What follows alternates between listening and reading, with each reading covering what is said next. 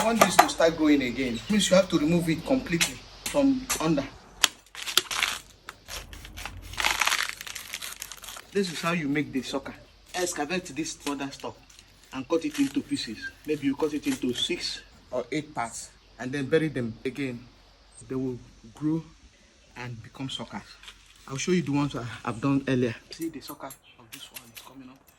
This one is coming up from a piece, and this piece, see the sucker coming out. And here again, if you want to get suckers very quickly, cut that their mother stem into 6 or 7 pieces and bury them like this. Just bury them. You see, just 2 weeks or 1 month, suckers will shoot out.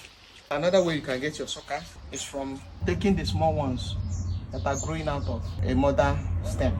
I've removed some suckers for sale from here. I removed like 5 or 6 suckers 2-3 weeks ago. When you remove the suckers, you put manure, poultry manure, then you keep watering it.